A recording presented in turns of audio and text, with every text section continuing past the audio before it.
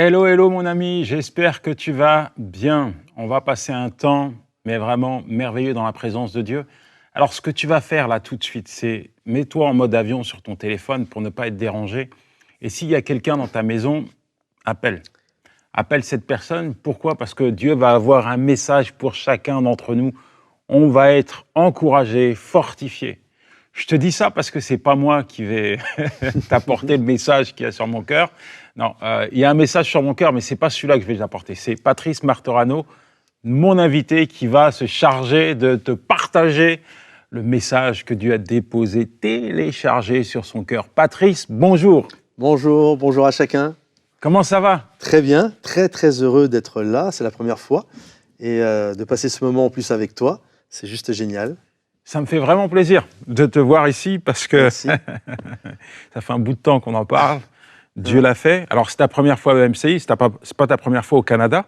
Non, j'ai vécu 3 ans là, de 99 à 2001. Et puis ensuite, je suis revenu 3-4 fois. Ouais. Alors, pour ceux qui ne te connaissent pas, qui c'est Patrice Martorano? Bien que ton nom soit quand même largement connu, tu es où? Tu fais quoi? Alors, j'habite à Bordeaux, dans la région bordelaise, avec mon épouse, Roselyne, et puis nos 3 enfants, Estelle, Colline et Loris. Et je suis le pasteur de l'église Momentum. Et puis depuis peu, là, ça fait 1 an, on a aussi développé Momentum Bruxelles. Mais voilà, je suis le pasteur de l'église Momentum Bordeaux, Momentum Bruxelles. Puis on a aussi un centre de formation, Momentum Academy, où on forme les gens au niveau du ministère. Et voilà, grosso modo, j'ai écrit 2 livres, j'ai écrit beaucoup de pensées du jour. Voilà, auteur, conférencier, pasteur. C'est un petit peu tout ce que je fais. On a des petits points communs, toi et moi. Quelques-uns quand même, quelques-uns. Bien qu'on soit de la même génération, mais je pense qu'à un moment donné dans notre vie, dans notre parcours, avant d'être ce que l'on est aujourd'hui, on aurait pu se croiser peut-être dans un quartier, peut-être en prison. Peut-être. Dieu a fait la grâce, moi j'y ai pas été. Oui, mais j'aurais été dans une autre prison. Oui, complètement. Ouais, j'étais dans la prison de la drogue, de toutes sortes de dépendances, pas mal de dépendances. J'ai l'impression que dès qu'il y avait, c'était comme un rhume, dès qu'il y avait une dépendance, je l'attrapais. Et donc ouais, j'ai été extrêmement dépendant de l'âge de mes 18 à 24 ans de la drogue douce, drogue dure. Et Dieu m'a fait grâce. C'est là où d'ailleurs j'aurais pu, tu parlais de prison, mais j'aurais pu... le moment où Dieu est venu me sortir de tout ça, je me souviens, j'avais un ami à moi, un Turc, on devait partir à Istanbul, revenir, enfin il y avait un plan au niveau de la drogue et tout. Et puis, grosse embrouille entre nous, tu vois, sans qu'il y ait d'explication quand on y repense vraiment de manière cartésienne. Et donc je me suis retrouvé, lui il est parti à Istanbul, moi je savais pas quoi faire, et là je croise un gars, je vais chercher ma mère à la sortie de l'église. Ma mère était chrétienne depuis que je suis petit, que j'ai l'âge de 6 mois, ma mère elle a donné sa vie au Seigneur. Et j'ai grandi quand même un peu dans l'église, dans les enseignements, mais c'était pas mon truc. Et puis, je vais chercher ma mère à la sortie de l'église. Et là, je croise un pasteur de jeunesse, peut-être tu connais, Laurent Atman, et qui me dit « Ah, j'ai prié pour toi, puis Dieu m'a dit de t'inscrire à un centre. » C'était au Coteau-Fleury, à un camp de jeunesse des 18-25 ans. Et j'avais 23, 24 ans. J'ai dit « Ah, ok, et tout. » Et vu que j'avais été au Coteau quand j'étais gamin, je dis « Ah, pourquoi pas ?» Et donc, j'y étais, parce que finalement, j'avais plus rien à faire. Mon pote était parti, on s'était embrouillé. Et c'est là que j'ai donné ma vie. C'est là que j'ai donné ma vie au Seigneur. Et c'est juste fou parce que quand je suis revenu du Coteau le même jour, mon pote avec qui je m'étais embrouillé revient de Turquie et la police l'attend sur le tarmac et il part en prison 2 ans. T'as échappé. Et ça a été, tu sais, des moments. Plusieurs fois, j'ai eu un appel comme ça. Puis à chaque fois, je repoussais. Mais là, je me dis, heureusement que celui-là, je l'ai pas repoussé. Mais Dieu a fait en sorte que ça puisse se passer comme ça. Et c'est là, au Coteau-Fleury, j'ai donné ma vie au Seigneur. C'était Guy Bergamini, je ne sais pas si tu as connu, pareil, qui a un passé. Et son témoignage m'avait bouleversé. Et c'est là où j'étais foudroyé par la grâce de Dieu. Vraiment, les portes de la grâce sont ouvertes. Et c'est là que j'ai donné ma vie au Seigneur. C'était en 95, ça passe. Alors, on pourrait t'écouter, hein, le témoignage tellement puissant, poignant qui est le tien. Mais je sais aussi que tu es très sollicité. Il y a beaucoup de choses que tu fais. Tu viens de le dire, on s'implante à Bruxelles. Tu as d'autres projets. mais je sais également que tu faisais beaucoup de conférences. Tu es très apprécié. Et Merci. il y avait un homme qui s'appelait Bernard Tapie, tu as connu? Ouais, bien sûr. Et il y avait une publicité, tu l'as connue, puisqu'on est de la même génération. Qu'est-ce qui fait marcher Tapie? Ouais. Tu te rappelles de Il cette... marchait à la Bande d'Or, c'est Ouais. ça? Ouais, je me souviens, je me souviens. C'est la même question. Qu'est-ce qui fait marcher Patrice? Qu'est-ce qui fait que Patrice, il irradie comme ça, partout où il va, il transmet une passion, une vision. Moi, j'ai déjà été dans ton église, je vois des gens engagés, fiers de faire partie de Momentum, de se déplacer. Des fois, j'en ai croisé une fois sur l'autoroute, ils étaient là, ils partaient, ils ont fait des centaines de kilomètres pour aller partager la parole de Dieu. Qu'est-ce qui t'anime? C'est quoi ta passion, ta vision? Alors, je pense, de par qui je suis, on est avec des habilités et des défauts, tu vois. Des moments, il y a des gens qui naissent, ils sont paisibles, tu vois, tout petits déjà, ce sont des hommes et des femmes de paix. Puis il y en a, ils naissent, ce sont des volcans. Et il y en a, c'est un avantage, d'autres, c'est des inconvénients. En fait, on va tous dealer plus ou moins avec notre personnalité. Et moi, il y a quelque chose que je pense, depuis que je suis enfant, ma mère, ça lui faisait arracher les cheveux, c'est que je suis extrêmement positif. J'ai toujours été comme ça. Je pense toujours que ça va marcher. Ça va. Et par la grâce de Dieu, ça marche tout le temps. Mais je suis positif. Je suis optimiste. Et depuis que j'ai rencontré Jésus, ça s'est multiplié même par 2. Parce qu'avant, j'étais optimiste alors que j'avais pas d'espérance. Tu vois? Mais quand j'ai rencontré Jésus, en fait, des moments, on me dit, ah, mais ça, c'est juste de l'optimisme, c'est le truc, le verre à moitié vide ou à moitié plein. Moi, je dis, une fois que tu as rencontré Jésus, c'est même pas que tu vois le verre à moitié plein, tu vois le verre qui déborde, même s'il n'y a pas grand-chose dedans. Et donc, de par qui je suis, j'ai la foi, je suis un homme qui croit que le meilleur est devant soi, que Dieu va toujours agir, qu'il est avec nous. Et donc, je suis porté par ce côté très optimiste. Ça ne veut pas dire que des moments, je ne broie pas du noir, que des moments, ce n'est pas difficile. Mais je sais que ce que l'on pense, généralement, se traduit par des paroles, se traduit par un comportement. La Bible dit, l'homme est tel les pensées de son âme. Donc, ce que tu penses, finalement, nous, souvent, on croit que ce sont nos choix qui vont dicter notre vie. Mais la réalité, c'est ce que tu penses. C'est qui tu es au fond de toi. Donc, j'essaie toujours d'entretenir ce côté foi, ce côté de croire que Dieu marche à mes côtés, qu'il est l'ombre de ma main droite, qui garde mon départ, qui garde mon arrivée. Et donc, je suis porté par ce message, cet encouragement de croire que Dieu va agir. Et donc, tout ce que je fais, l'angle que je prends à chaque fois, c'est avec cette vision. C'est Dieu est là et Dieu va nous aider à le faire. Je prie, Dieu nous donne une direction.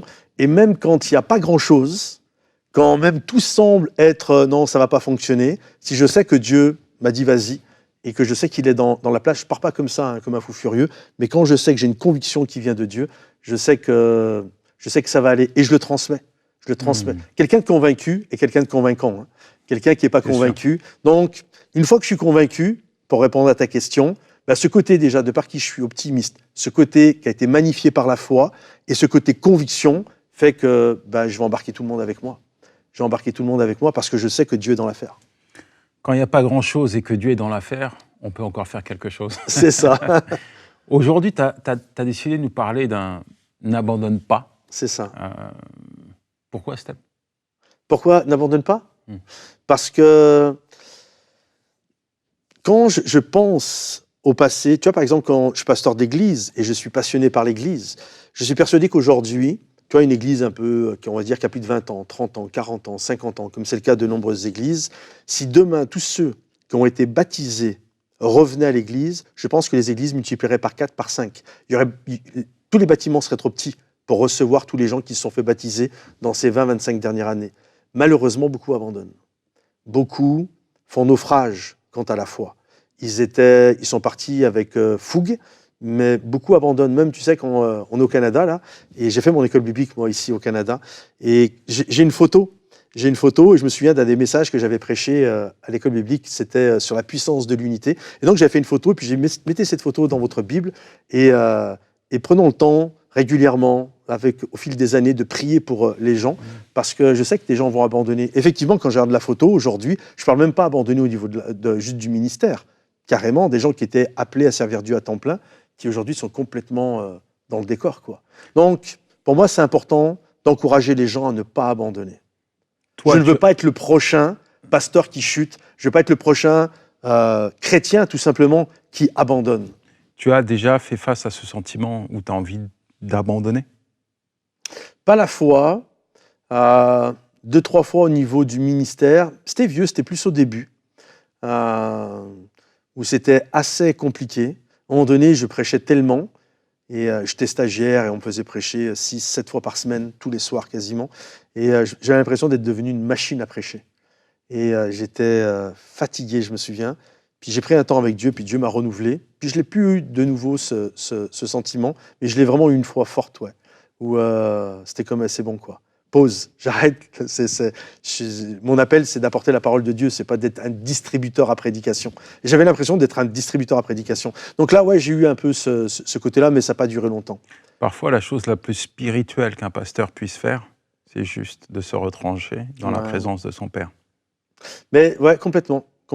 Pourtant, dans la Bible, il est question d'abandon, souvent, et je pense que tu vas nous en parler, pour te dire que l'abandon, c'est humain, et il y a peut-être des gens qui nous regardent là, ils se disent, bon, il est pasteur, c'est très bien, etc. Il a peut-être une force que je n'ai pas, et j'espère que tu vas pouvoir le convaincre à ne pas abandonner. Ça arrive à tout le monde, je pense, de passer par des temps difficiles, par des temps où on a envie d'abandonner. Et la pensée que j'avais, c'était sur l'apôtre Paul, qui va encourager Timothée, qui est un pasteur. Et Timothée, à un moment donné, veut abandonner. Enfin, il est complètement anéanti par une situation qu'il vit dans son église. Il est le pasteur de l'église d'Éphèse. Et il y a un conflit qui naît au sein de son église. Et là, il est complètement abattu. Et Paul, c'est sa dernière épître, la dernière lettre que Paul a écrite. Il va l'écrire, c'est comme un testament de foi qu'il va écrire à Timothée. Et le but de Paul, c'est d'encourager Timothée à reprendre courage. Et j'ai noté ce passage juste pour comprendre qu'on peut avoir ce sentiment d'abandon, parce que Timothée a ce sentiment, mais Paul lui fait comprendre que lui aussi, il peut avoir aussi parfois ce sentiment, parce que les choses sont difficiles. Il va dire à Timothée, « Tu sais que tous ceux qui sont en Asie m'ont abandonné. » Et c'est difficile quand tu es dans le ministère ou tout simplement, tu es marié, ton mari qui t'abandonne, ta femme qui t'abandonne, ou tes enfants qui t'abandonnent, tes amis qui t'abandonnent. C'est quelque chose, c'est l'apôtre Paul, mais on peut l'appliquer à la vie de tous. Et il dit, des moments, voilà, c'est difficile. Je sais, Timothée, je sais que tu galères, tu as envie d'abandonner, et c'est humain. Regarde, moi-même, c'est compliqué. Il y en a plein qui m'ont abandonné. Il va même parler d'un gars qui s'appelle Démas, qui est un jeune aussi, comme Timothée. Et il va dire, Démas m'a abandonné par amour pour le siècle présent. Et il est parti à Thessalonique. Et la chose que j'ai vraiment trouvé super intéressante, tu sais, la Bible, elle dit ceci, dans le livre des Proverbes, mieux vaut la fin d'une chose que son commencement. C'est bien de bien partir. Soyons honnêtes, quand on a connu un peu la galère plus jeune, des parents qui soient absents, soit des divorces comme j'ai pu connaître, et c'est compliqué, grandir dans un lieu où on n'a pas d'argent, c'est compliqué. Mais on aurait aimé mieux partir. Et c'est bien de bien pouvoir partir. Mais le plus important, c'est de bien finir. Et quand Paul écrit à Timothée, il parle de Démas.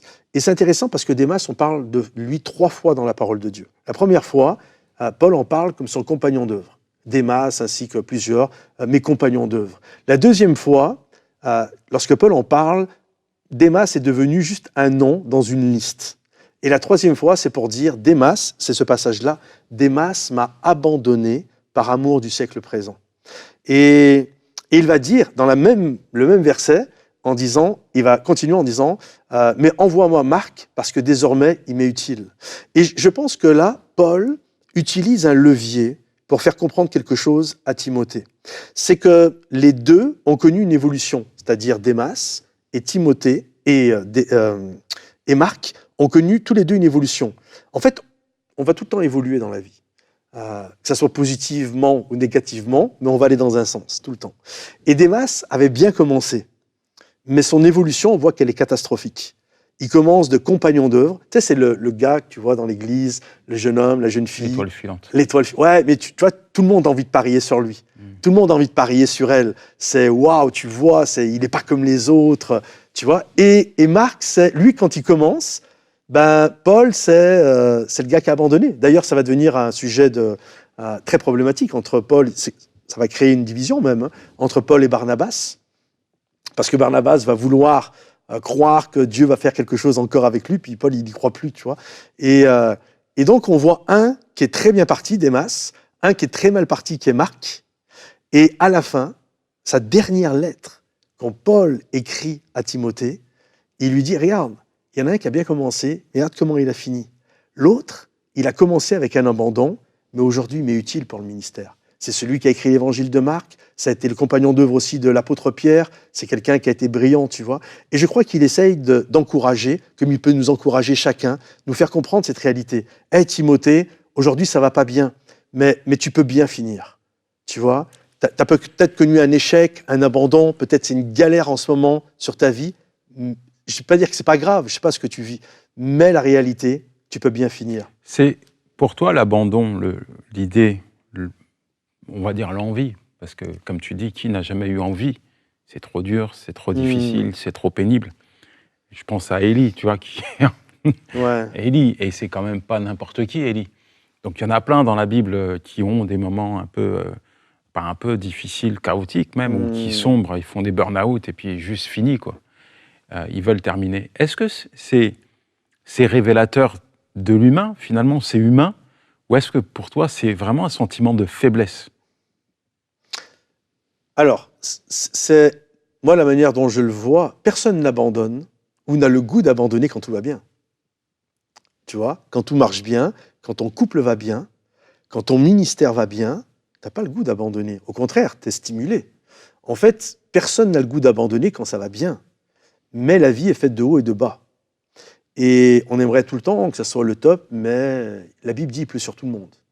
Là, il pleut, que tu sois gentil ou pas gentil, la pluie elle tombe sur toi. Et quand le soleil se lève, que tu sois un gars terrible ou que tu sois vraiment une bonne personne, le soleil, il est pour tout le monde. Donc, on va avoir des moments difficiles.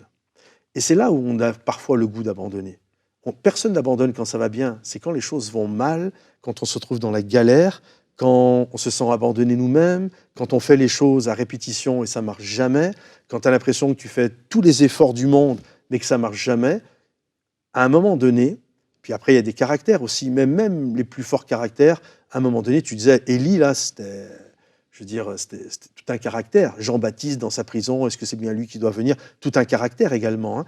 Et Jérémie, on le voit, le prophète Jérémie, on va même mettre au fond d'une citerne et le gars, il est encore en train de prêcher la parole de Dieu, tout un caractère. Et pourtant, il va dire, serais-tu pour moi, Seigneur, comme une source dont les eaux ne sont pas sûres? C'est-à-dire que lui-même va connaître des temps de doute. Parce que des moments, c'est tellement compliqué, c'est tellement difficile, il y a tellement eu de trahison, il y a tellement eu d'essoufflement, ça arrive à tout le monde, ça nous arrive à tous.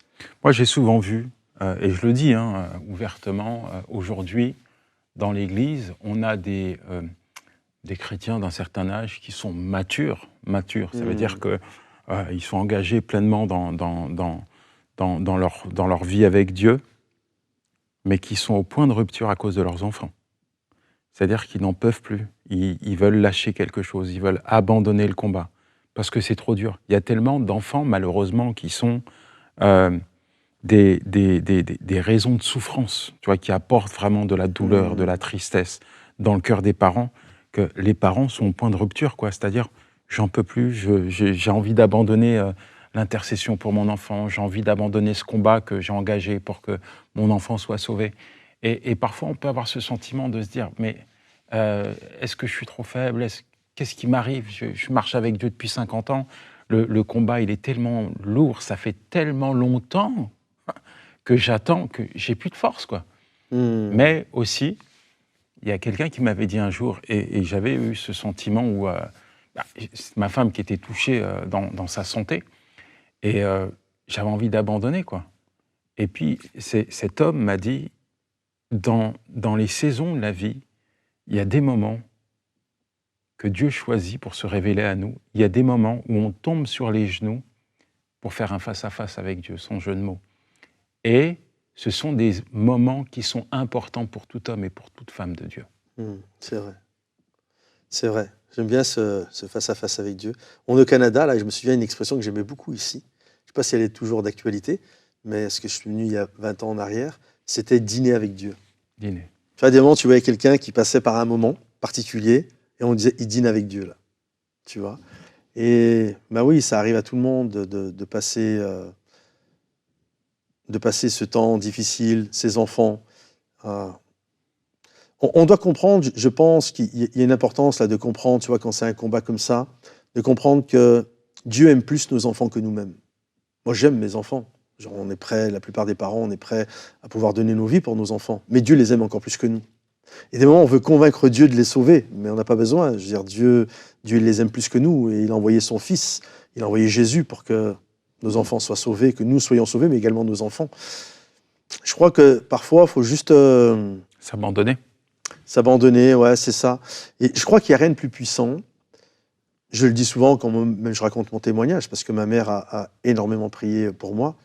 Je pense qu'il n'y a rien de plus puissant que la prière d'une maman ou d'un papa, tu vois. Des moments, je vais prêcher, puis je fais un appel, tu as des gens, ils viennent sur le devant, et tu vois, tu as une maman qui est en larmes, qui dit « Priez, pasteur, pour mon enfant, etc. » Bien sûr, je le fais avec plaisir, mais je lui dis, moi, je peux prier, et je peux avoir de la compassion et de l'empathie, mais mon amour, mon niveau d'amour pour cet enfant que je ne connais pas, et quand bien même je le connaîtrai un peu, ne sera rien par rapport à l'amour que la maman, elle porte pour son enfant. C'est incomparable. Je veux dire, j'ai beau vouloir aimer les gens, je suis pas la maman du gars, quoi, tu vois, ou de la fille, tu vois. Donc il y a rien de plus puissant que la prière d'une maman. On peut demander la prière à tout le monde, mais et je crois que Dieu en son temps. Pourquoi à des moments ça met du temps?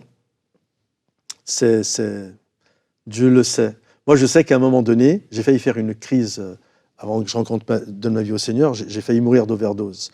Mais vraiment, je le savais. C'est-à-dire qu'au moment où j'étais en train de faire l'overdose, je le savais que j'allais mourir. J'avais conscience de la réalité de l'éternité, je me souviens.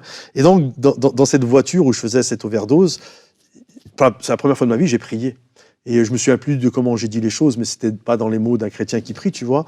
Mais c'était comme, voilà, où je demandais à Dieu d'intervenir. Et ma mère, au même moment, tu vois, et je l'ai su des semaines plus tard, tu vois, des mois plus tard, au même moment, elle était réveillée en pleine nuit, c'était la nuit, en pleine nuit, où elle a vu mon visage fondre, littéralement devenir squelettique. Elle s'est mise à genoux en plein milieu de la nuit, elle a prié pour moi, elle est revenue me chercher de l'enfer. Et pourtant, j'ai pas donné ma vie tout de suite derrière. Hein. Je crois que je me suis converti 2 ou 3 ans plus tard, et j'ai continué ma déchéance. Et c'est juste croire que... Elle a persévéré.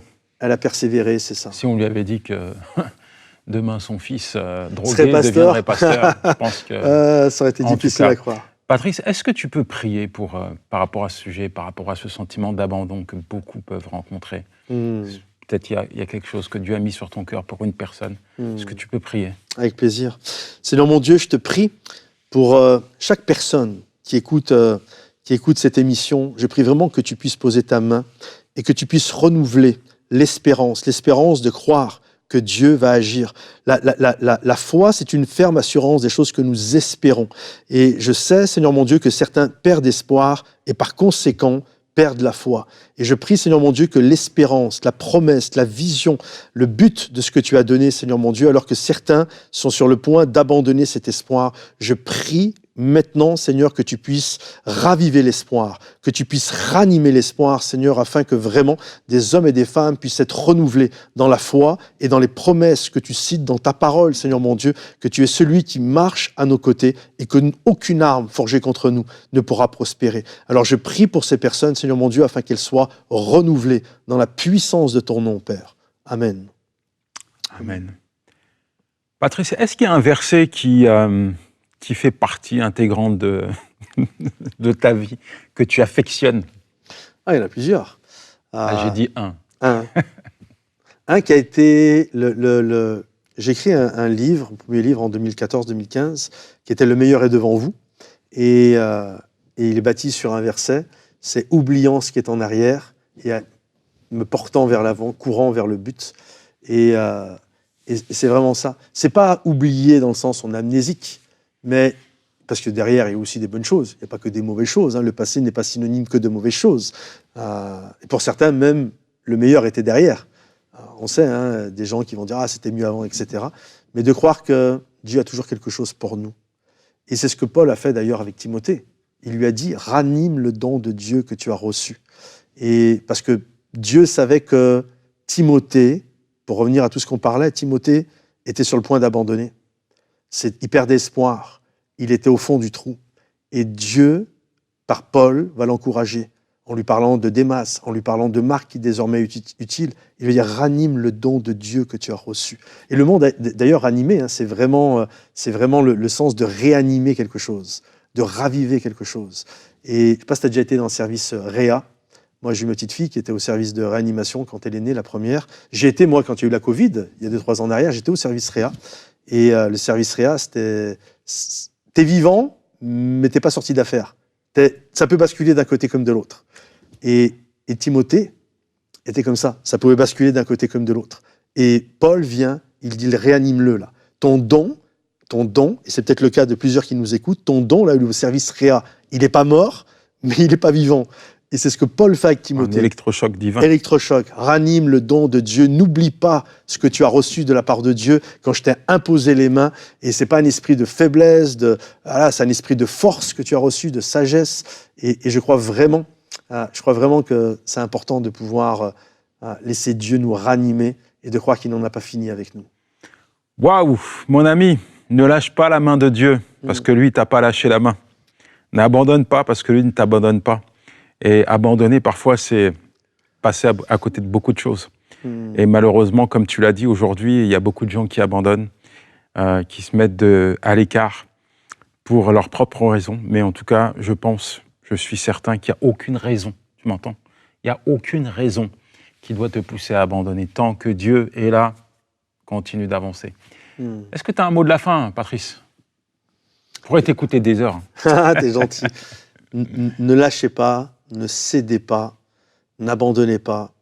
Quand bien même c'est difficile, quand bien même vous êtes à l'arrêt, croyez que le Seigneur va venir.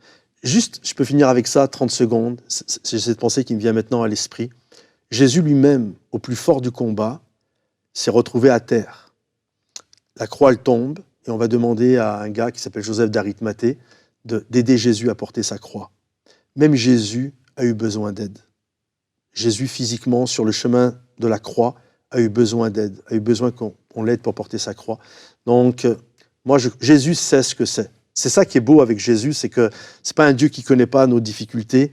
Il a vécu toutes les galères qu'on a vécues. Pleinement Dieu, pleinement humain. Pleinement humain. Et il a vécu le fait de se retrouver qu'il a eu besoin d'un Joseph qui allait l'aider à porter sa croix. Et je crois aujourd'hui, quelles que soient les choses que tu vis, il y a Jésus qui est là et qui veut t'aider à porter ta croix. Et c'est important aussi de ne pas rester seul. Bien oui. Quand on a envie d'abandonner, entoure-toi de personnes qui peuvent t'amener vers le haut. Et des personnes, qui te tirent vers le haut. Pas des gens qui vont critiquer tout le monde et t'enfoncer. Et non, des gens de foi. Des gens de foi. Contaminés. Qui vont te contaminer. Complètement, qui vont tirer vers le haut. Il y a trop de gens qui tirent vers le bas. C'est sûr, c'est sûr. En tous les cas, que le Seigneur te bénisse, Patrice. Merci pour ce beau partage. J'espère, je suis certain, mon ami, que tu as reçu quelque chose de la part de Dieu. Et lève-toi et continue ta marche. N'abandonne pas, quel que soit le combat, quelles que soient les luttes, les batailles, quelle que soit l'intensité de l'épreuve. N'abandonne pas. Et ça sera le mot de la fin. Merci. À bientôt, Patrice. Que Dieu te bénisse, mon ami. Ciao. Ciao.